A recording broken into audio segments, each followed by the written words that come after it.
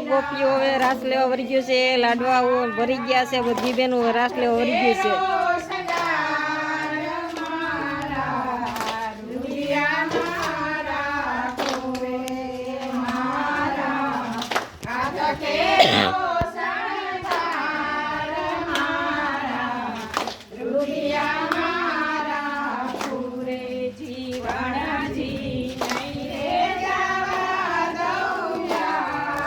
જાલ રાખજો મેં લોકો ખાલી ચાલુ જ છો તેરું ને પકડું જા